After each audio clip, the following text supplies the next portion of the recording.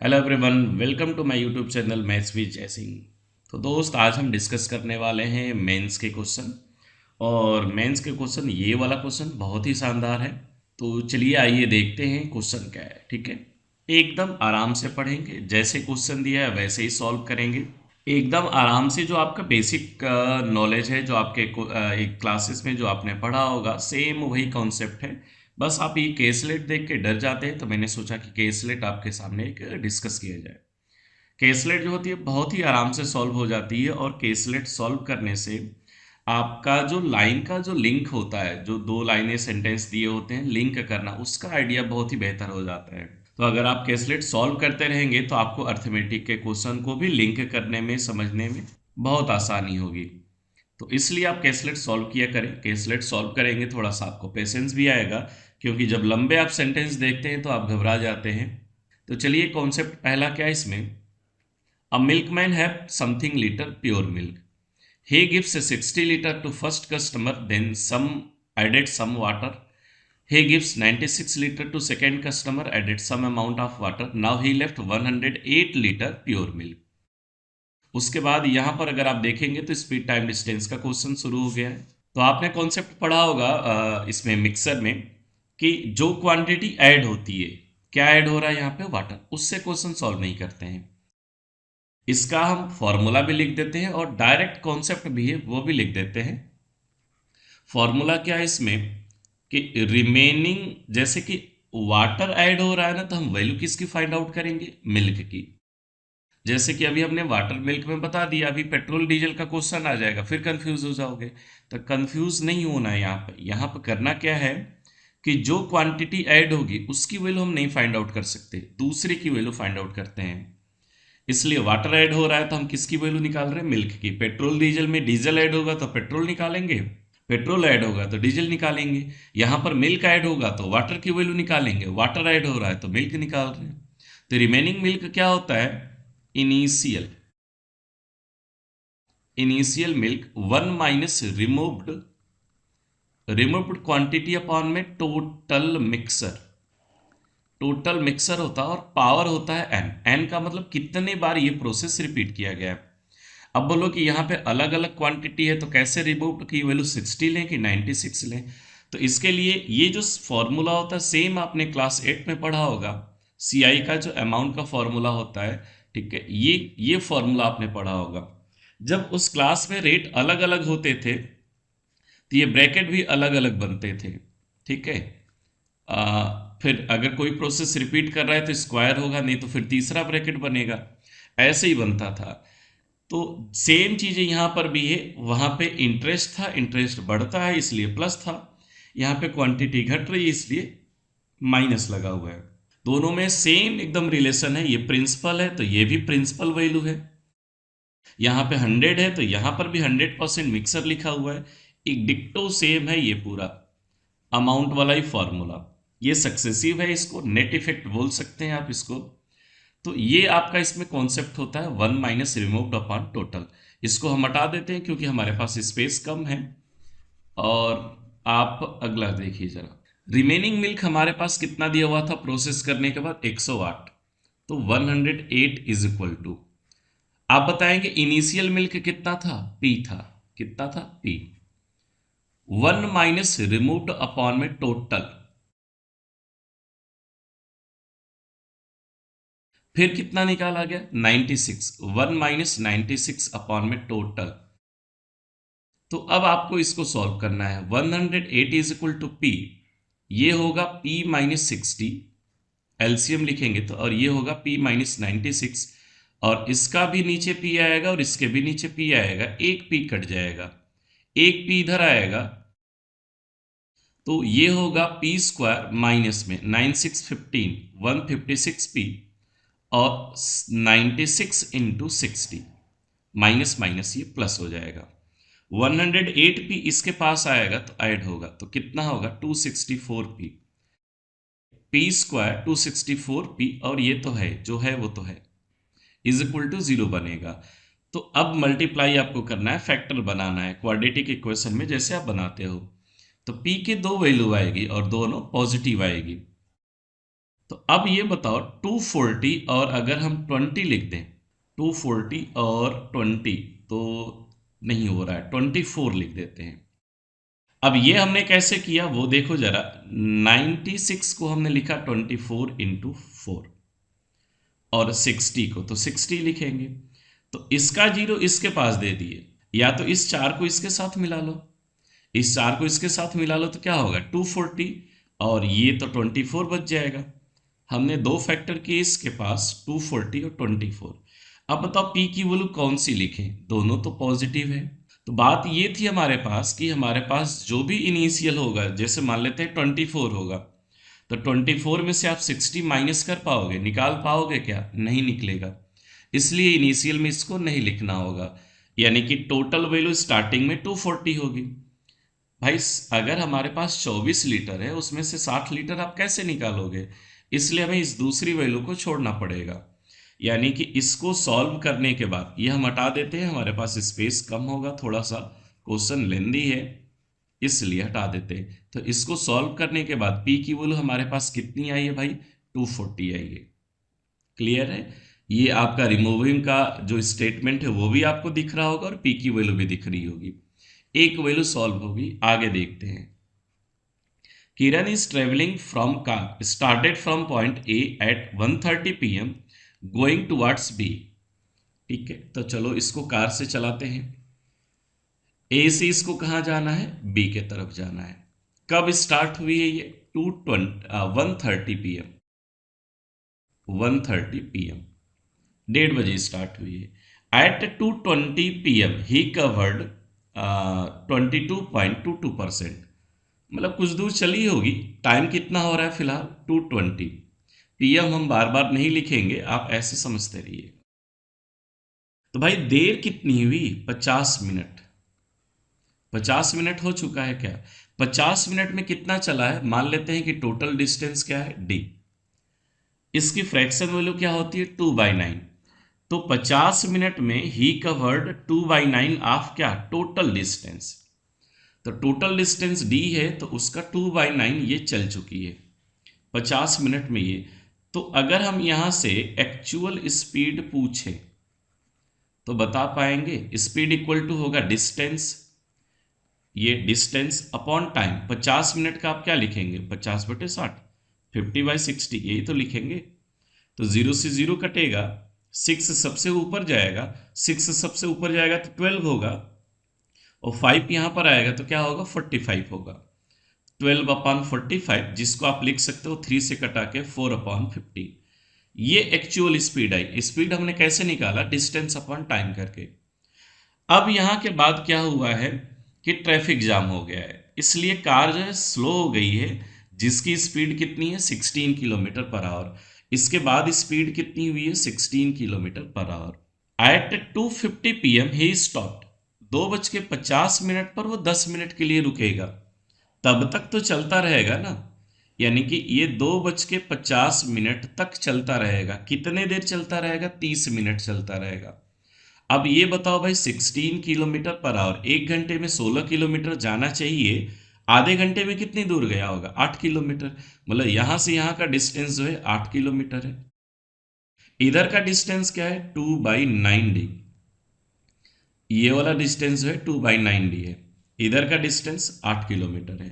आगे देखते हैं, ये हमने डिस्टेंस कैसे निकाला, आधा घंटा स्पीड 16, 8 किलोमीटर जाएगा। अब आगे देखो, अब स्टॉप कर रहा है 10 मिनट के लिए, किसके लिए, क्यों रुक रहा है, पुलिस चेकिंग हो रही है। कब रुक रहा है 2:50 पर, यानी कि 2:50 पर रुकेगा 10 मिनट के लिए। तो यहीं पर रुके रुके कितने बज गए, 3 बज गए, 10 मिनट तक तो यहीं रुका रहेगा, आगे जाएगा ही नहीं। इसके बाद वो क्या कर रहा है, travelled with A speed of 25% more than actual speed. मतलब यहां पर अगर हम स्पीड पूछें तो यहां पर स्पीड क्या होगा, ये जो 4/15d आया है स्पीड, इसका 25% मोर करना है। 25% का मतलब 1/4 होता है, जब मोर करेंगे तो क्या होगा 5/4 होगा, 4 से 4 कटेगा और यहाँ पर आएगा d/3, मतलब स्पीड है यहाँ पे d/3। कितने देर चलेगा, सी पॉइंट पे पहुंच रहा है 5 बजे, सी पॉइंट पर पहुंच रहा है 5 बजे। तो कितने घंटे चला, 3 से 5 मतलब 2 घंटे। स्पीड हमें पता है d/3, 2 घंटे में कितना दूर जाएगा, 2d/3, क्योंकि डिस्टेंस का फॉर्मूला जानते हो आप, speed multiply by time. Speed है d/3 और 2 घंटे चलेगा तो 2d/3 चलेगा। इसको हटा दें। अब देखिए आगे जरा, सी पे पहुंच गया, 5 बज रहे। Now he covered rest 12 kilometre actual speed, मतलब कि इधर का डिस्टेंस हमें पता चल गया कि ये डायरेक्टली दे दिया 12 किलोमीटर, रेस्ट का मतलब बचा हुआ। अब ये बताओ कि distance between A and B is Q kilometre. अच्छा, मतलब यहाँ पे डी नहीं लिखना चाहिए था, क्या लिखना चाहिए था, क्यू लिखना चाहिए। चलो हम सारा बदल के क्यू में कर देते हैं, सभी को बदल के क्यू में कर देते हैं, जहां जहां डी लिखा है वहां वहां क्यू कर देते हैं। अभी क्लियर है। अब ये बताओ कि ये छोटा वाला डिस्टेंस, ये छोटा वाला डिस्टेंस, ये छोटा वाला, ये छोटा वाला डिस्टेंस, सभी को ऐड करेंगे तो क्या आना चाहिए, क्यू आना चाहिए कि नहीं आना चाहिए, क्योंकि पूरा डिस्टेंस तो क्यू है। तो देखो 2/9d 8 किलोमीटर, आगे का क्या है 2q/3 और लास्ट का 12 किलोमीटर है। इन दोनों को इधर लेफ्ट साइड लाइए और q के साथ कैलकुलेट करिए। तो q - 2/9d और 2q/3, और इधर क्या बचेगा, केवल 12 और 8 20। एलसीएम 9 होगा, 9 ये q है, ये q है, d नहीं है ये भी। 9q माइनस में ये आपका आएगा 2q और ये आएगा 6q, यानी 9 में से अगर 8q माइनस कर देंगे यानी बचेगा क्या यहाँ पे q। अब बताओ q की वैल्यू कितनी हो गई, 180 किलोमीटर। तो यहां पर हम वैल्यू हटा के लिख देते हैं, पूरा डिस्टेंस है 180 किलोमीटर, ये जो q की वैल्यू है। अब बताओ 2/9 का मतलब क्या होगा, 40 किलोमीटर आएगा। 8 किलोमीटर इधर का है। q/3 यानी कि 180/3, स्पीड क्या होगी यहाँ की, इधर की स्पीड होगी 60 किलोमीटर पर आवर। अब 2q/3 यानी 180 का 2/3 करेंगे तो 120 आएगा, ये वाला डिस्टेंस है 120 किलोमीटर। एक्चुअल स्पीड कितनी होगी इसकी, अगर 4/15 है q का तो 15 से कटेगा 12 बार में 48 आएगी इसकी एक्चुअल स्पीड, 48 किलोमीटर पर आवर। तो सारी वैल्यू हो गई। अब हम इन सारे डेटा को हटा देते हैं, एक्चुअल स्पीड आपको यहाँ पे लिख देते हैं कि एक्चुअल स्पीड कितनी आई है हमारे पास, 48 किलोमीटर पर आवर। इस डेटा को हटा दें तभी तो आगे का सॉल्व करेंगे।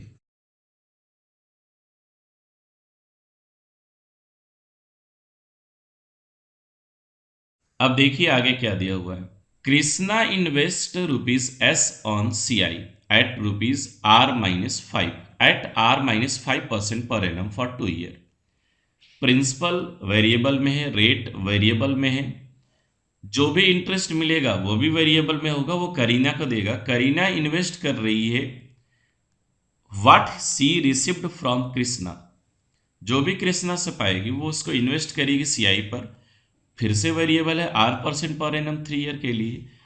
तो उसके बाद after returning ₹t to Krishna from the interest Kareena earn, Kareena ने जितने भी इंटरेस्ट पाया होगा उसमें से ₹t कृष्णा को दे देगी। C invest remaining money on SI, यहां पर भी रेट आपको वेरिएबल में है, मतलब ये वैल्यू सॉल्व होने वाली नहीं है। यहाँ पे प्रिंसिपल नहीं पता है, रेट भी नहीं पता है, तो 80,000 एक वैल्यू से नहीं होगा, दो वेरिएबल नहीं पता है। अगर एक चीज गायब होती तो यहां से क्वेश्चन लगा लेते हैं।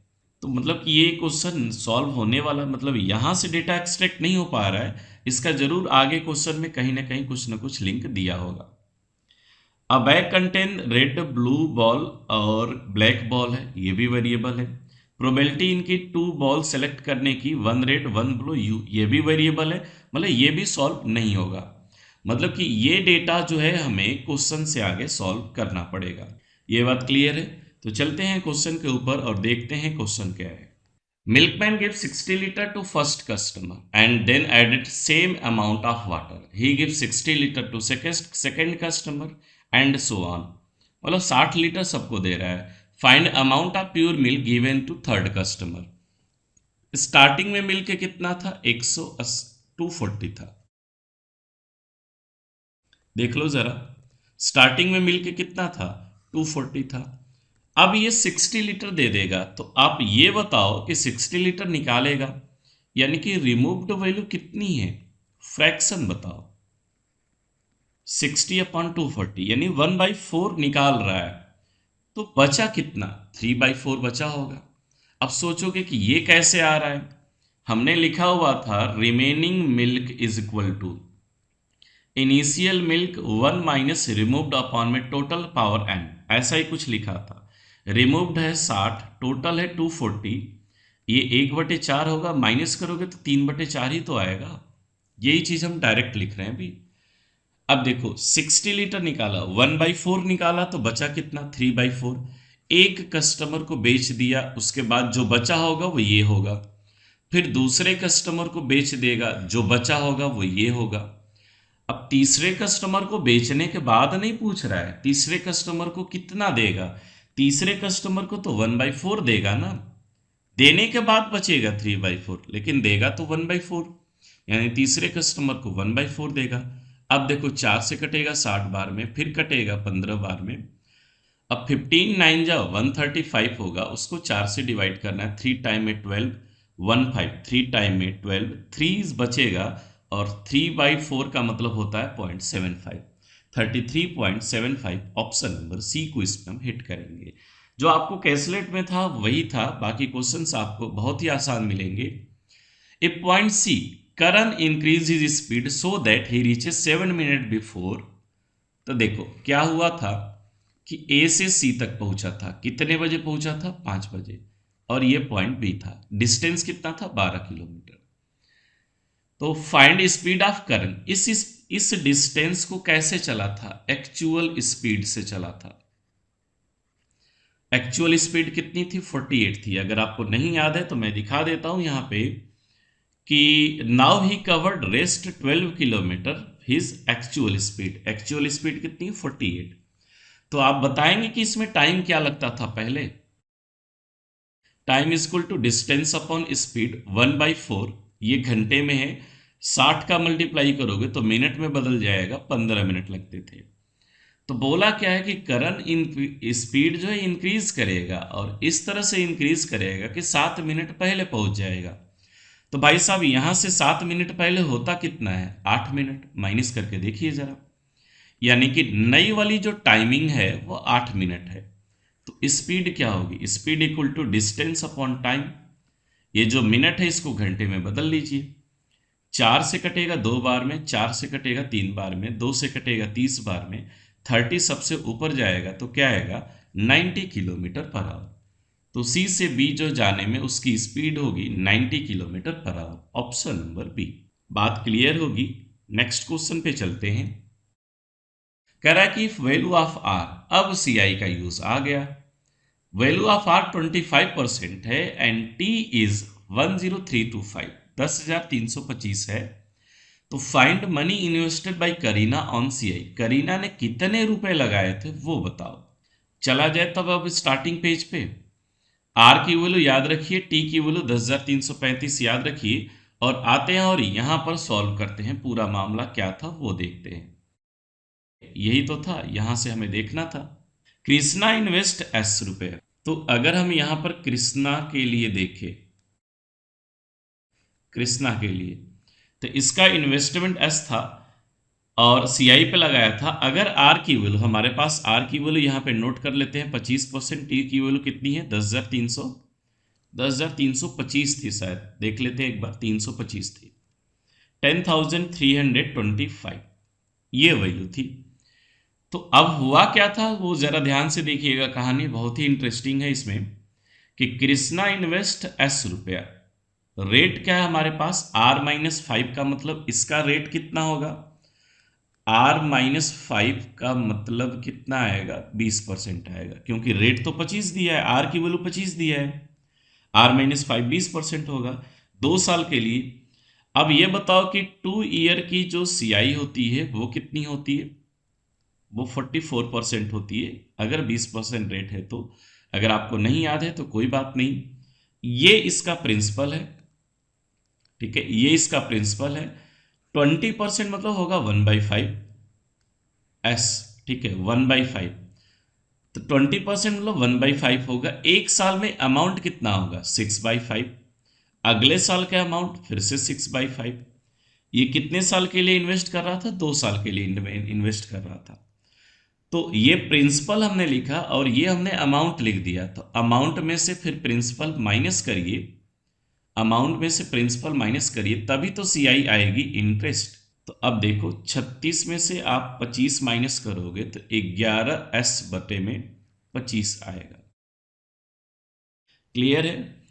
तो कृष्णा ने इंटरेस्ट कितने कमाए? 11s/25।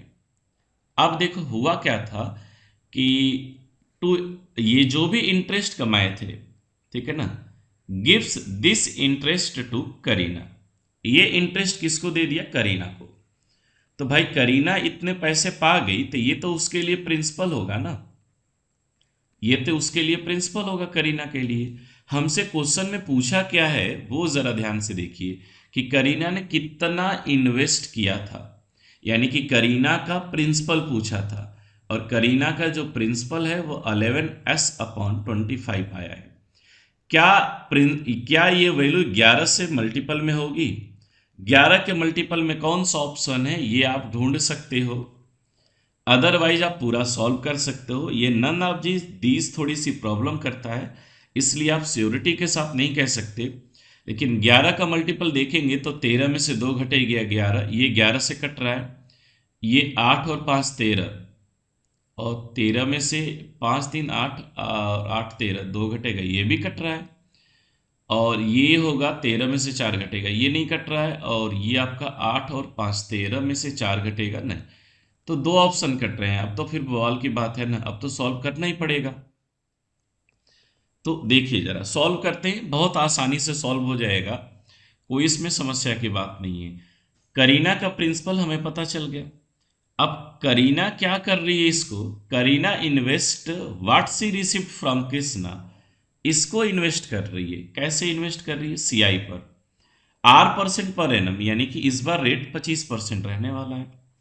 3 साल के लिए इन्वेस्ट कर रही है, ठीक है। तो यहां से अगर हम पूछें अमाउंट क्या होगा, तो 11/25s इसका प्रिंसिपल है। 25% का मतलब होता है 1/4, अमाउंट बनेगा 5/4, 5/4, 5/4। ठीक है, ये बात क्लियर है। इसमें से T रुपए वो दे देगी, T रुपए दे देगी मतलब कितना दे देगी? 10,325। अच्छा एक चीज और दिया हुआ था कि after returning T rupees Krishna from interest, amount में से नहीं, इंटरेस्ट में से। तो अब बताओ भैया इसकी सीआई निकालनी होगी तो क्या करेंगे? ये हमने अमाउंट निकाल लिया, इसमें से इंटरेस्ट, इसमें से प्रिंसिपल हटा दो। अमाउंट में से प्रिंसिपल हटा देंगे तो क्या बनेगा? सीआई 11/25s, ये हटा देंगे, ये इंटरेस्ट है। अब इस वैल्यू को थोड़ा सा हटा देते, इसको याद रखिएगा। ये आया कितना? आप कटाना चाहते हो कटा लो, नहीं कटाना चाहते हो कोई बात नहीं। यहां भी 25 से, यहां भी 25 से, इसलिए हम 25 नहीं कटाना चाहते हैं। एलसीएम हो जाएगा 1600, ये 100 और ये 16, यानी 1600 एलसीएम हो जाएगा। 1600 से 1600 कट गया, दोनों तरफ 11 दिख रहा है, 11 हम दोनों में से कॉमन कर लेते हैं। 1600 से 1600 कट गया तो क्या बचा? 125s माइनस 25 से 25 कट गया, 64 बार में कटेगा, 64s। अब जरा माइनस करिएगा, 125 में से 64 माइनस होगा तो क्या बचेगा? यहाँ पे 5 में से 4 घटेगा 1, 12 में से 6 घटेगा 6, उसमें 11 का मल्टीप्लाई भी करना है, ठीक है। 11 1 जा 11, 66 और 1 67, यानी कि इसको जब माइनस करेंगे तो आएगा 61। और 61 में अगर 11 का मल्टीप्लाई करेंगे तो 671/1600s, ये उसकी सीआई आ रही है। क्लियर है?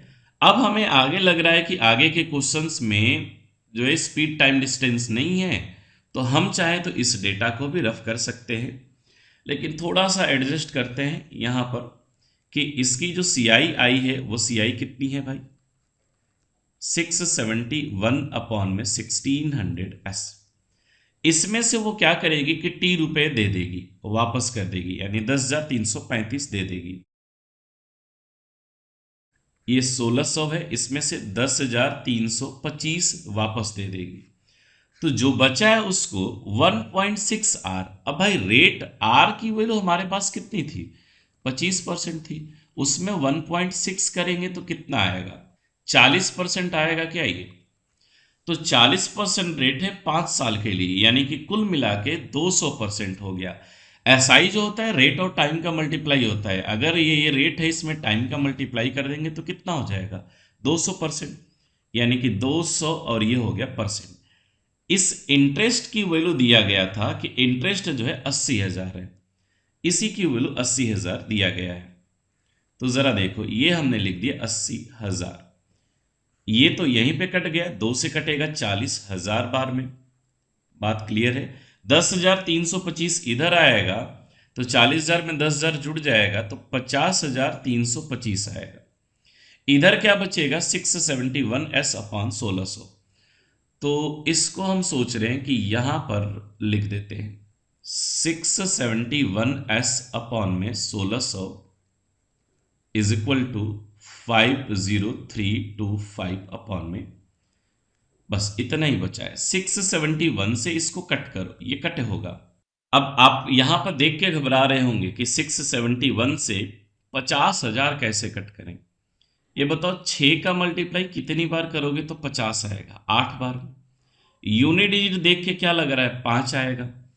तो ये जो यूनिट डिजिट कटने वाला है वो 5 बार में कट होगा। अब बात है कि यहाँ पे क्या 85 आएगा, नहीं आएगा। 85 क्यों नहीं आएगा, क्योंकि 6 का टेबल 8 बार पढ़ते हैं, 48,000 तो हो जाएगा। ये 71 भी तो है, ये लगभग 70 के करीब जा रहा है। तो 7 का टेबल कितनी बार पढ़ेंगे कि 50 के करीब आएगा, 7 का टेबल। ये 70 के करीब जा रहा है नंबर, 60 के करीब नहीं है। तो 70 का टेबल 7 बार पढ़ेंगे तो 49 के करीब आएगा, तब जाकर के ये कटेगा। यानी इससे ये एग्जैक्टली 75 टाइम में कटेगा। तो एस की वैल्यू क्या आएगी, 75 इंटू 1600। अब हम चलते हैं अपने अगले पेज पे। पेज क्या था हमारा, ये 11/25, और एस का मतलब है हमारे पास 1600 इंटू 75। 25 से ये कटेगा 3 बार में। देखो 11 का मल्टीपल फिर से आया, तो 11 का मल्टीप्लाई हमें 4800 में करना है। तो 00 तो आएगा ही, लास्ट में 8 आएगा, यानी ये वाली वैल्यू गलत है, पहला ऑप्शन सही होगा। मल्टीप्लाई कर लीजिए, 11 8 या 88, 8 बचेगा, 44 और 8 52। तो आई थिंक ये वाला क्वेश्चन बहुत ही शानदार रहा होगा आपके लिए, ठीक है, जिसमें पूरा सीआई का कॉन्सेप्ट था अच्छे से। अब चलते हैं अगले क्वेश्चन पर और अगले क्वेश्चन को सॉल्व करते हैं।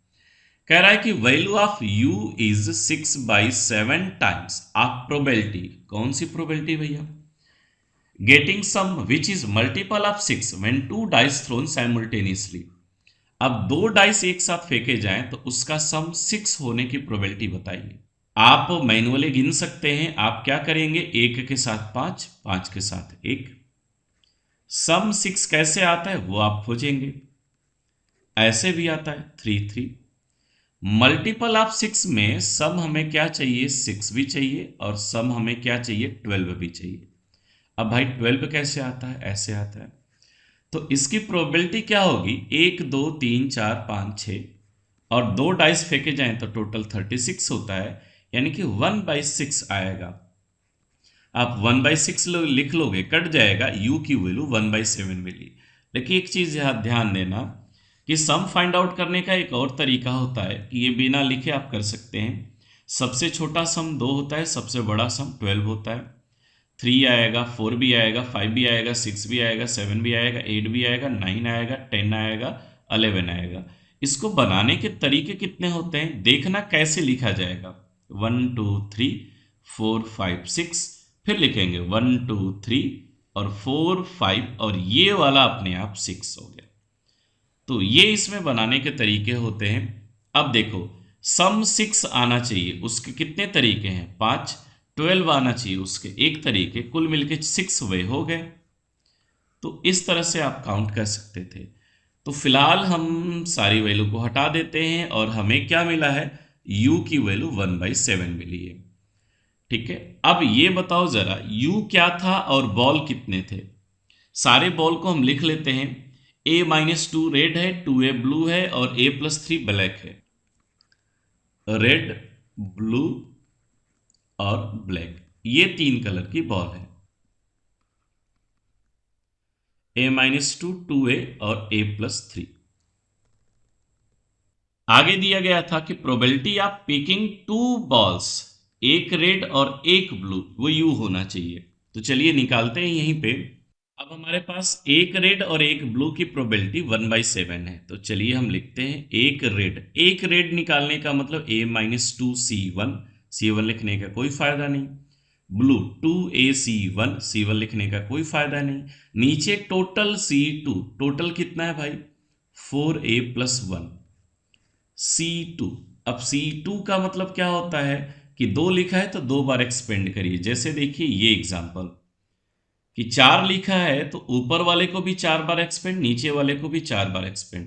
10 9 8 7 अपॉन में 4 का मतलब होगा 4 3 2 1, ये चीज होगी। तो जैसे यहां पर नीचे की तरफ लिखा हुआ है हमारे पास, क्या लिखा हुआ भाई देखो जरा, 2 लिखा है तो 2 बार इसको एक्सपेंड करिए घटते हुए, डिक्रीज होते हुए। तो एक बार ये आएगा, एक बार इससे कम क्या होगा 4A, और अपॉन में 2 जो होगा वो ऊपर भेज देते हैं। तो ये 4A से ये 4A कट गया, क्रॉस मल्टीप्लाई कर लो। 7A-14 is equal to 4A+1। 14 इधर आएगा, 15 होगा, यहाँ पे 3A होगा। A की वैल्यू क्या आएगी हमारे पास? 5। A की वैल्यू 5 आएगी, इसका मतलब यहाँ पर 3 बॉल है, यहाँ पर 10 बॉल है और यहाँ पर कितनी बॉल है? 8। Find probability picking 2 black ball. Black ball निकालना है, तो ब्लैक बॉल निकालना है तो देखो भैया 8 में से 2 निकालना है। टोटल कितनी है? 21 C2। तो 8 C2 का मतलब होगा 8 7, 2 ही बार, और नीचे 2 नहीं लिखेंगे क्योंकि अगर 2 लिखते हैं तो इसमें भी तो 2 आएगा, 21 20, ये भी तो 2 आएगा, इसलिए ये वाले लाइन लिखते ही नहीं है क्योंकि ये तो कट जाता है। अब देखो भाई 7 से ये 3 बार में कटेगा, 4 से 2 बार में, 4 से 5 बार में, ऊपर बचा 2 और नीचे बचा 5 3 यानी 15, 2/15। ऑप्शन नंबर डी को इसमें हम हिट करेंगे। तो ये रही आज की शानदार डीआई, और ऐसे ही मजेदार सेशन के लिए आप जुड़ते रहिएगा। मेंस के क्वेश्चन हम बार बार लाते रहेंगे। अगर मेंस की प्रैक्टिस ना करोगे तो आपको क्या लगता है कि 4 दिन 6 दिन मेंस की प्रैक्टिस करने से आपका एग्जाम निकल जाएगा? ऐसा नहीं होने वाला, ठीक है। तो इसलिए आपको रेगुलर प्रैक्टिस करनी पड़ेगी मेंस के लिए, तब जा कर के आपको मतलब कि पूरी तैयारी हो पाएगी। आपको ये सेशन कैसा लगा ज़रूर कमेंट करके बताइएगा, ठीक है। तो चलिए मिलेंगे फिर से नेक्स्ट सेशन में, तब तक के लिए थैंक यू।